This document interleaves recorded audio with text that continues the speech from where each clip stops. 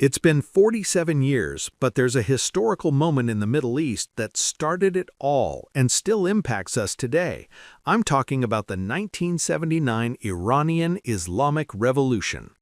What's up, guys? Welcome back to Flat Archive. As promised, today we're diving into the U.S.-Iran relationship. Is it a love-hate relationship or just pure hate? We're going to retrace the history and break down exactly how things got to this point. I've watched videos by other YouTubers, but a lot of them just list fragmented pieces of the story. Honestly, even mainstream media news outlets do the exact same thing. So this time, I've zoomed out to give you the big picture while neatly organizing all the core details for this video.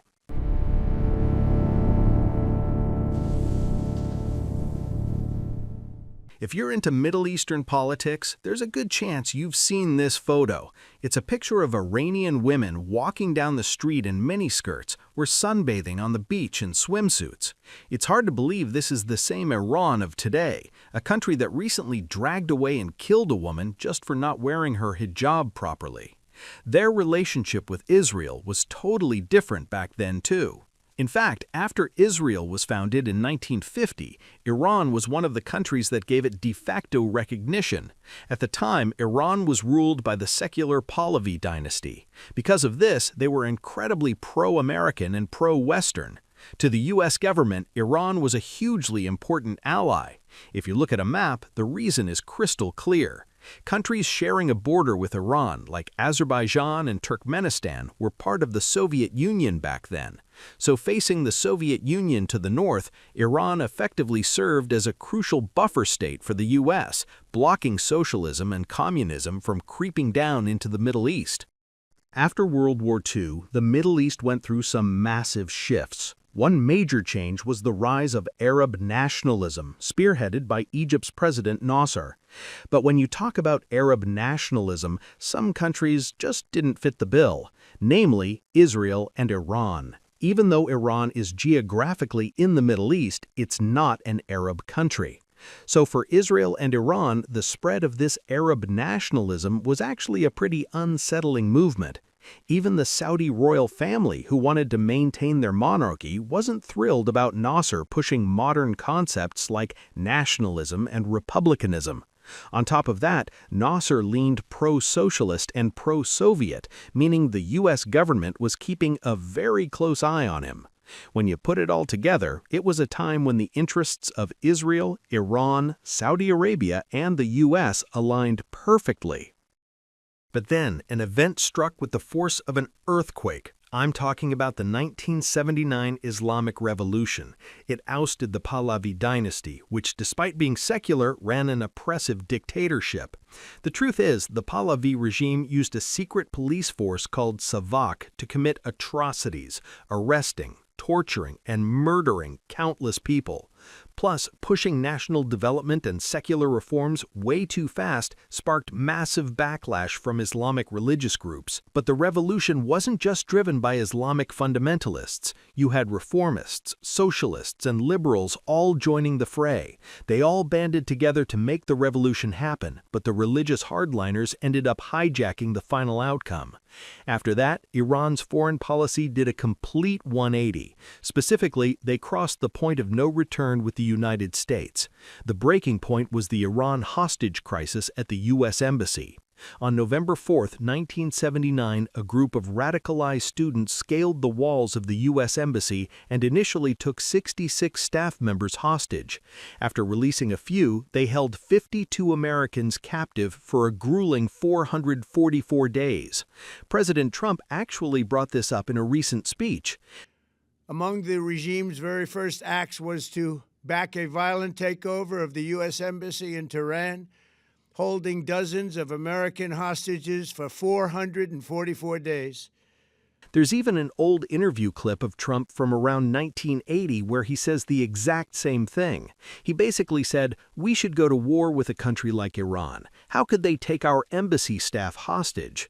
The Iranian situation is a case in point. That they hold our hostages is just absolutely and totally ridiculous. Obviously, you're advocating that we should have gone in there with troops, etc., and brought our boys out. I absolutely feel that, yes. I don't think there's any question, and there's no question in my mind. In that sense, you could say Trump's stance on foreign policy and national security has been pretty consistent. Rewinding a bit, after Britain announced it was completely pulling out of the Middle East in 1968, the U.S. stepped in to fill the power vacuum in the region. But at the time, the U.S. was bogged down in the Vietnam War and its resources were heavily drained. The American public was also extremely resistant to the idea of deploying troops and getting involved in the Middle East halfway across the globe. So the Nixon administration came up with a new strategy. It was called the Twin Pillars strategy. The game plan was to use Saudi Arabia and Iran as the two main pillars of the Middle East to block Soviet expansion and secure safe passage for American oil. To make this happen, the U.S. heavily armed both countries and provided massive military backing. They called it the Twin Pillars, but let's be real. Iran was the partner the U.S. trusted way more. Sure, Saudi Arabia was rolling in oil money, but the U.S. considered their military capabilities to be a bit lacking. More importantly, the Saudi royal family was incredibly conservative religiously. The U.S. worried that this could make them vulnerable to radical Islam and lead to political instability. Iran, on the other hand, was a much more secular society, and Shah Pahlavi himself had a very Western mindset. Because of that, the U.S. absolutely showered Iran with military support. They even promised to give Iran practically every weapon in the U.S. arsenal short of nukes. You guys all remember the massive Hollywood blockbuster Top Gun: Maverick from a couple of years ago, right? In the climax of the film, the two main characters crash land in an unnamed enemy state. There's an epic scene where they steal an old F-14 Tomcat from the enemy base and make their escape. When that scene played out, military buffs and American audiences immediately knew that enemy state is 100% based on Iran. Why? Because back during their honeymoon phase, the U.S. actually sold Iran dozens of those exact F-14 Tomcats straight to Iran. So Iran was America's top ally and basically the top dog of the Middle East until the Islamic Revolution turned them into a fiercely anti-American state overnight. Watching a solid military proxy morph into a mortal enemy forced the U.S. to make a hard pivot on its Middle East policy. On January 23, 1980, President Jimmy Carter announced the Carter Doctrine, signaling a brand new game plan for the region. The message was clear. From now on, the U.S. was going to take a hands-on approach in the Middle East. The reason? America's economic lifeline, oil, was on the line. Sure, the shale gas revolution has turned the U.S. into the world's largest oil producer today, but back then, America relied heavily on the Middle East for a massive chunk of its crude oil. Consequently, the U.S. elevated the Middle East to a top-tier national security priority, putting it on par with Europe and East Asia. This hardline stance carried right over into the Reagan administration. The Rapid Deployment Joint Task Force created by Carter was upgraded to a full-fledged unified command under Reagan, and that's how the U.S. Central Command, or CENTCOM, the powerhouse overseeing all U.S. military ops in the Middle East today, was officially born in 1983. You could call it Plan B. With their core partner, Iran, out of the picture, the U.S. pivoted and started pouring massive military aid into Saudi Arabia as an alternative. Israel's strategic position also shifted dramatically. In the 60s and 70s, America's relationship with Israel was largely driven by a sense of moral responsibility regarding the Holocaust. But from this point forward, Israel became cemented as a hardcore strategic asset for U.S. national security. The bad blood between the U.S. and Iran didn't just end with the embassy hostage crisis. It spiraled into a continuous string of behind-the-scenes terrorism and shadow wars. But there's one incident that left the deepest scar on the American psyche. That would be the 1983 Hezbollah truck bombing of the U.S. Marine barracks in Beirut, Lebanon. This horrific attack wiped out 241 U.S. military personnel in a single blow. And nearby French paratrooper barracks was also hit, killing 58 people in an absolute tragedy. The following year, in 1984, the U.S. military completely pulled out of Lebanon. Because of this attack, Hezbollah and Iran became unforgivable blood enemies in the eyes of the U.S. government. I've spoken with foreign policy and security professors, and they all agree the fallout from this incident has had the biggest impact on U.S.-Iran relations, even to this day.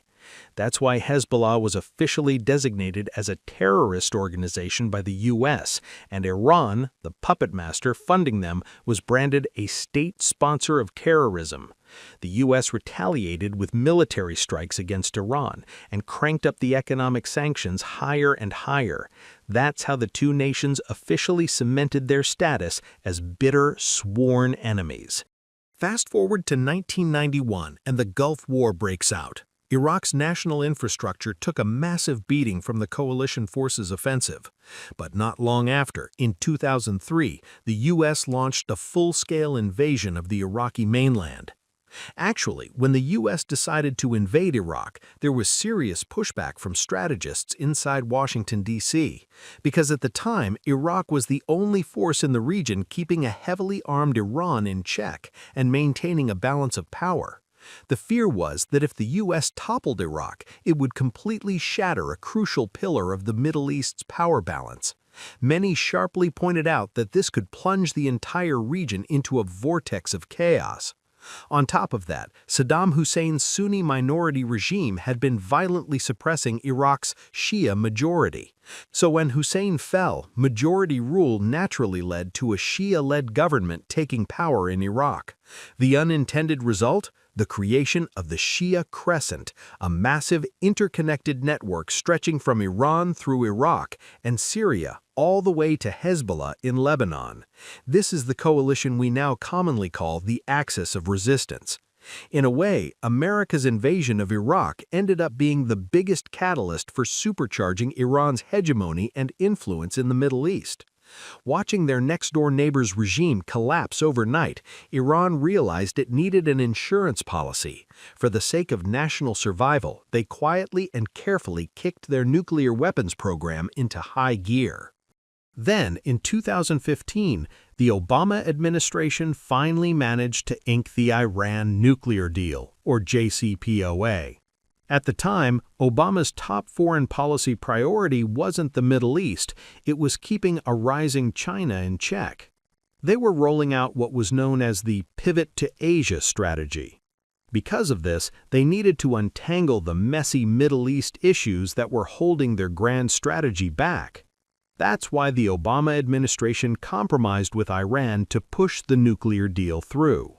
Conversely, U.S. conservatives pushed back hard, arguing, how can you trust a country that lies through its teeth like Iran? Ultimately, the moment the Trump administration stepped into the White House, they unceremoniously ripped up Obama's nuclear deal. It all came down to a difference of approach. While Obama tried to tackle the problem head-on with a treaty, Trump chose to play the background, fostering friendly ties between Israel and the Arab Gulf states so they could build a united cooperative defense front against Iran. Truth be told, Israel and Saudi Arabia absolutely despised Obama's appeasement-style nuclear deal. To give you an idea, there was a security conference in Berlin back in 2013. This was right around the time the U.S. was secretly hammering out an interim nuclear agreement with Iran. A lot of top Middle Eastern diplomats were there, and they just absolutely laid into Iran. The fury from the Saudi camp was especially off the charts. I remember the Saudi representative unleashing a brutal takedown of Iran during his keynote speech. At the event, the Iranian delegation was completely frozen out. No one went near them and no one spoke a word to them. Trump's playbook, however, was totally different. He took a hardline stance, drawing a clear line in the sand to totally isolate and squeeze Iran. That's why he pushed for the Abraham Accords, aiming for historic normalization between Israel and the Gulf states. On top of that foundation, he tried to build a joint coalition defense system called MEAD. In reality, the ultimate prize of the Abraham Accords, tying Israel and the Arab Gulf states together, was always Saudi Arabia. But after Hamas's horrific surprise attack on Israel in 2023, that grand master plan has been put on ice for the foreseeable future. So from the perspective of Saudi Arabia, Israel, and obviously the U.S., the hatred and resentment toward Iran, who is heavily suspected of bankrolling and arming this entire attack from the shadows, has only intensified. I've heard that President Trump considers the Abraham Accords to be one of his crowning foreign policy achievements. Ultimately, the goal is to establish a stable U.S.-led new order in the Middle East, and the Abraham Accords are a key piece of that puzzle. To pull that off, the U.S. would have had to figure out a way to deal with the biggest wild card, Iran. From America's standpoint, as time goes on, the Iranian threat makes the situation increasingly volatile, and I think President Trump is well aware that if this war or conflict drags on, turning domestic opinion sour, it'll deal a massive blow to his approval ratings. How will this conflict unfold from here? Stick with me, and let's watch how it plays out.